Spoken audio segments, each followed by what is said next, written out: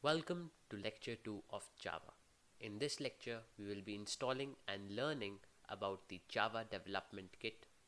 We will write our first code in Eclipse IDE, and we will also introduce ourselves to variable and its types. This lecture is really important, and if you haven't checked out the previous lecture, please do so, since it will give you a mental mind map of Java and how it works. The Java Development Kit, in short JDK. A Java Development Kit is a software development environment that provides all the necessary tools and libraries for developers to create applications using Java programming language. Essentially, it's a collection of components like a compiler, interpreter, and a debugger, allowing users to write, compile, and run Java programs on various platforms. Java compiler to convert human readable Java code into bytecode, a debugger, and a Java interpreter to execute that bytecode as we learnt in the previous lecture. Without JDK, we cannot code in Java, so we will have to download it from the web. Go to Oracle's site. The link is given in the description. Choose your operating system. Download the JDK installer. Run the installer and follow these steps.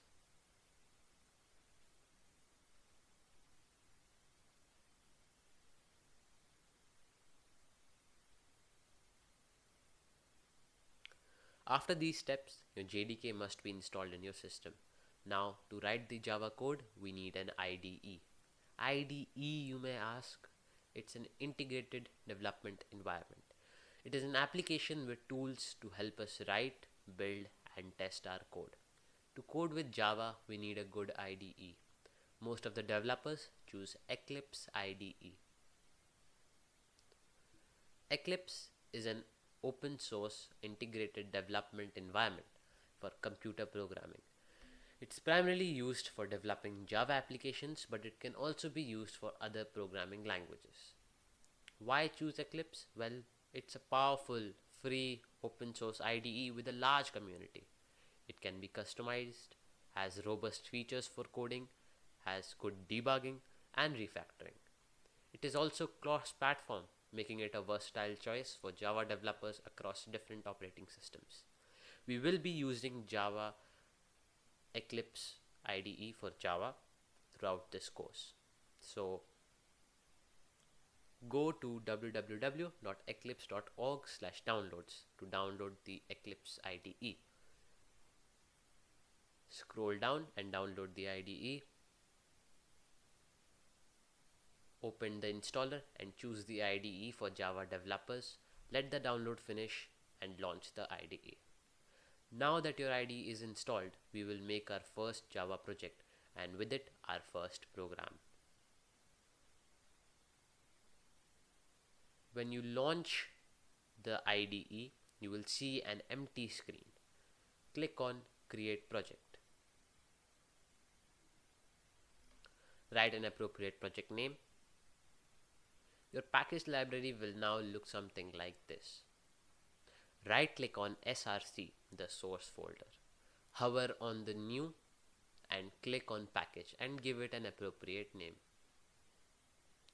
Next, we will create a class in the package. Do the same process again, but on the created package, this time as shown. Give the class an appropriate name and click on finish.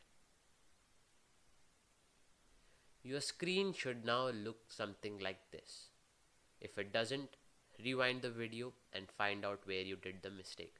If any more errors persist, write them in the comment box. They will be solved as soon as possible. Alright, so let's describe what we see. First, we see our project. Then the JRE system library. It contains the resources we need to run our Java program. Then there is our SRC folder, which has our package, which has our Java source folder. Now in our .java folder or .java source code, We can see over here, it's the package name, and then there is something called public, class, and hello world. Remember, this and package name, sorry, not package name, our .java file name should always be same. When this file is compiled, another file named hello world.class will be produced. This class file, hello world.class, contains the Java bytecode that is executed by a Java interpreter. Hello world.java is called the source code for the program. The name of our class and the name of our source code, that is the .java file, should always be same, as I stated just now. I'll now write a method called main method. It goes public static void main string args curly braces. Remember, Java is a case sensitive language. That means public written as this and public written as this both have different meanings. This will not be allowed to used in our access modifier, whereas this is a keyword for Java as an access modifier. Access modifier, well, public is an access modifier. I'll tell about that later, but let me tell you about the main method. The main method serves as the starting point for each core Java program and is always executed first. If the JVM cannot find the main method of the class, it will throw an error. The public keyword is an access modifier used to define the access level of class, methods, and variables. We can use public in many other types also. Access modifiers will be covered in a future lecture. System.out.println.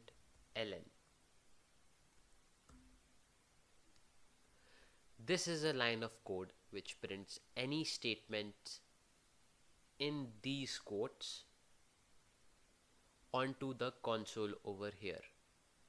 What does system mean? Well, these questions will be understood in further lectures because this is a very vast topic. All we need to know right now is that this statement prints what we write onto the console. So let's say if I write, hey, how was your day? Then we run it. Now remember, how was your day? It prints it onto the console. First time it won't run because I already have an instance over here. You'll have to click on run configuration.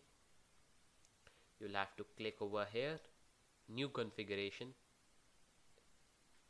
and then run. It will be able to run now. At this, because I already use Eclipse on my device, so there is already hello world and all. You'll have to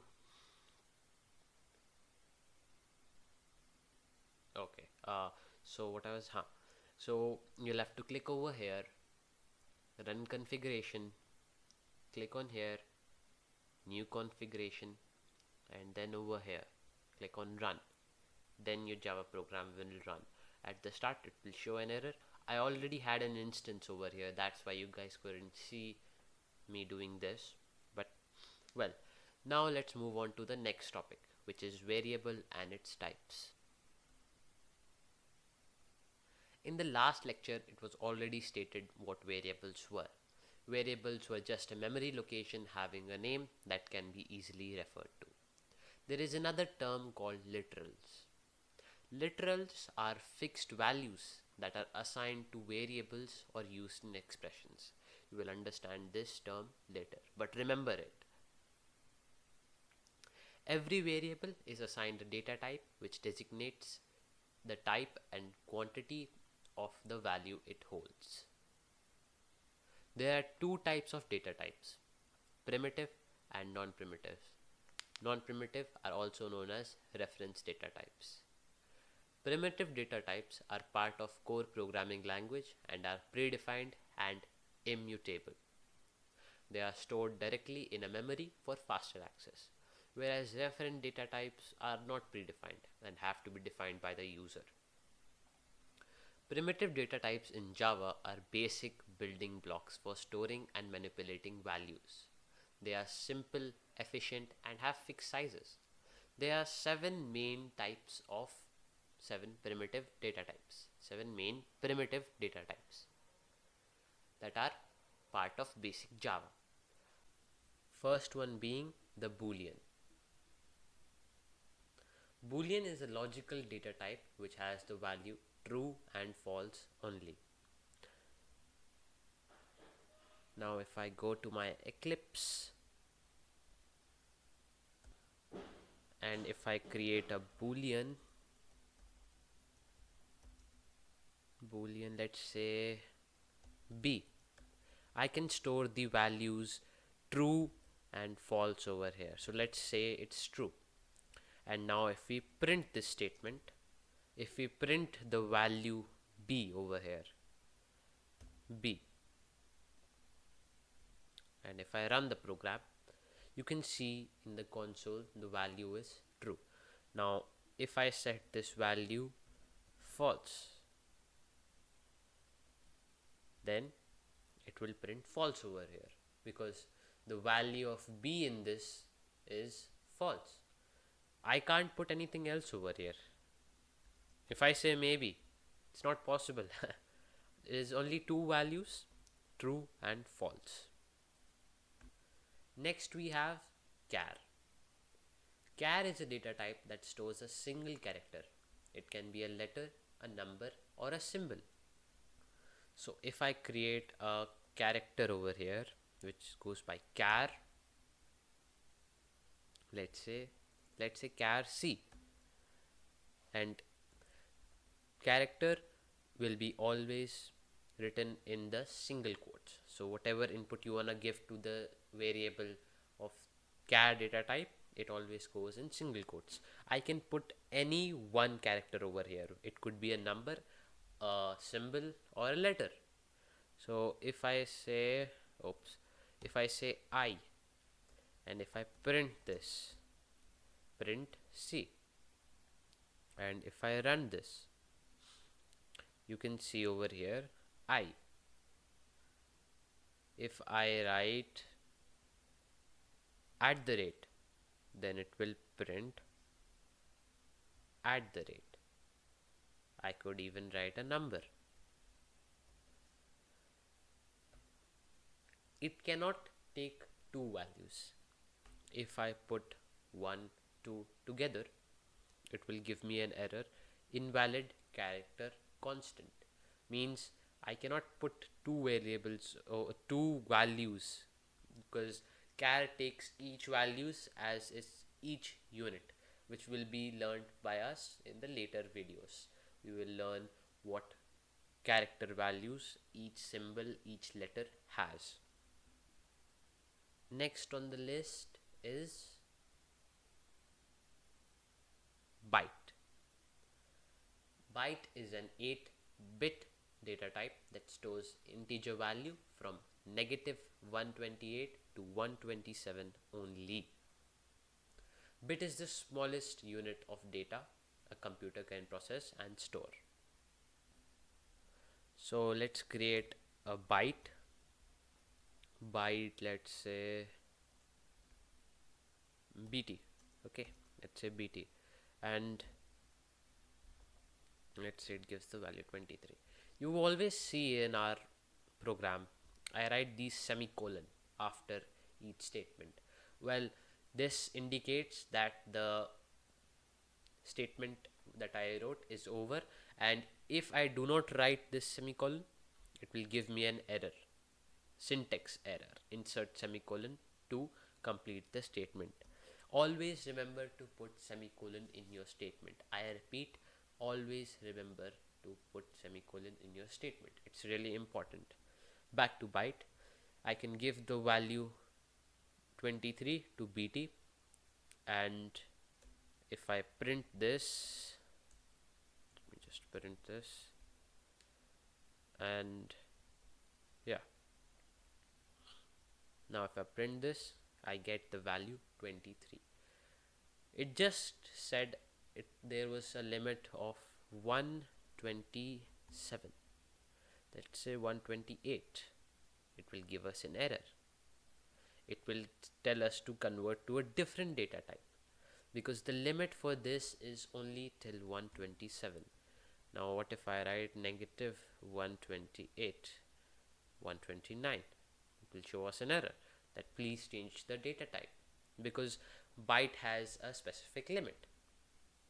Byte is usually used when you don't want to use memory, or if there is really less memory in your system, like 1 MB or 2 MB, then you can use byte. Now we have int. Int is commonly used and it's a data type to store integral values just as byte, but it can store big limits. It has a really big limit.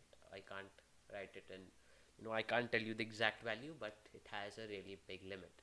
It's a 32-bit data type. So let's check it. Okay, so int, let's say integer equal to, let's write 234 and print it. Let's print integer, and if I print this, we will get in our console 234. It has a really big limit, so I cannot show you the limit, but integer is a 32-bit data type, and we usually use this because byte has really less, byte can really not go to a big limit like int. And the one thing I want to note about int is that if I write a decimal over here, 0.0, neither can byte do this, only some data types can do this. Int cannot store decimal values. So 234 can be accepted by an int. Next is double data type. This is the nice one. I really like this one. Double is a variable that can store values even in decimals, and it has an unlimited numeric range. It can store integral values just like int and others, but it can also store decimal values with a infinite limit.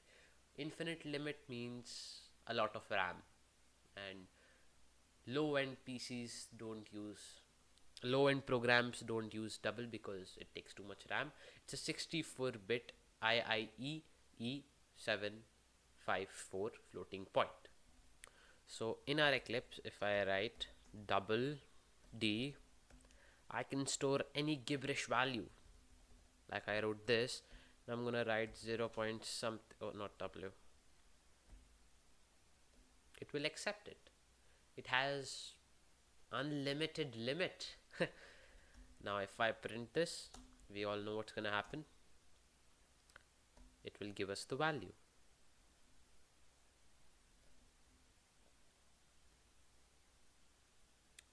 This gives an E because it's a really big number, and let's say I don't want it to be a decimal. Even an integer will also work in this. See, what is it? It's giving a point over here. Yeah, because of the E, huh? Let's not go with big numbers. Let's say 76. And if I run this, oops, not this. If I run this, I get 76.00. Remember, whatever value I write, if it's an integer or a decimal, I will always get the answer in point values.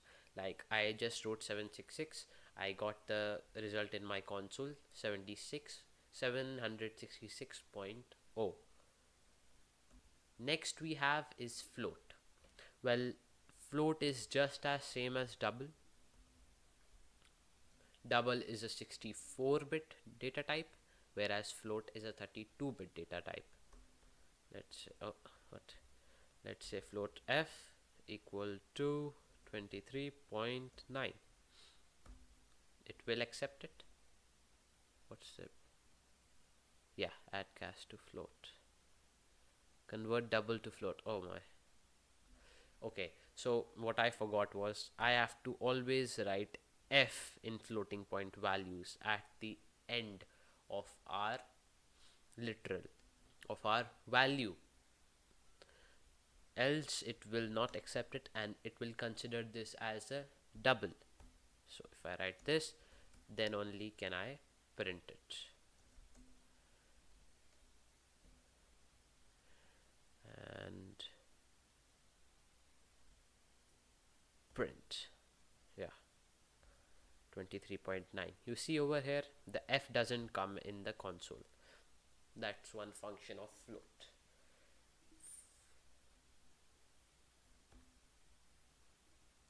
Remember, we do not use such variables often since they take a lot of memory in the system and they are not recommended for systems with low memories.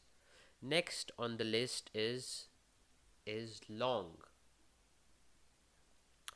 Well, long can store a lot of integer values, and when I say that, it can store more than what the int data type can store.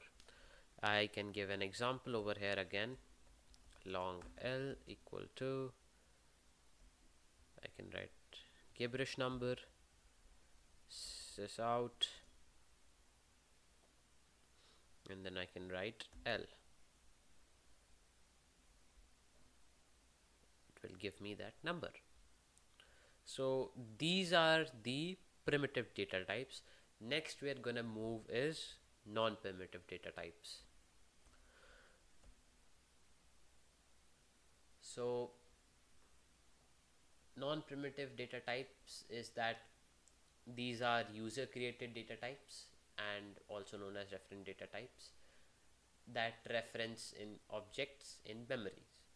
It's a bit complicated. I will tell about this in upcoming sessions because non-primitive data types consists of elements like class or other objects. All we need to know is that these are not predefined like the primitive data types, but they will be covered in the upcoming lectures when we get a brief description of objects. All we need to know right now is one non-primitive data type, which is a string. A string data type can store just like char but more than one value. Like char can store only one value in its data type, but string can store more than one. Like here if I write string and s, these are written in not single quotes but double quotes. And if I write any variable over here, sorry, not I can write a value of s over here. I can write how. I can write a whole sentence in this. How are you? Just like I can write in the print. Just I write over here, how are you?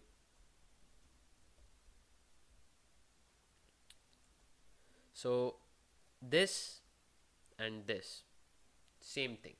A print line statement can also print a string over here, but this string is already defined in the system.out part. And here I store the value of how are you in the variable s. It can be used when you want to print the variable s in the console. You can just write system.out.println s. Currently, these are the only variables we need to know: a boolean, a char, a byte, a int, a double, a float, a long, and a string. We don't usually use long and this byte. We only work with boolean, char, integer, double, and sometimes float. Consider this out. But we use string mainly and int and double mainly. So that's all for this lecture. In the next lecture, we will be completing the mathematical functions of Java, operators in Java, increment, decrement, and we will also be learning about Java inputs, how we can get input from the user. Next lecture will be really important and will be mathematical based. Java is a really complicated language, you guys must have known by now. Well, thank you.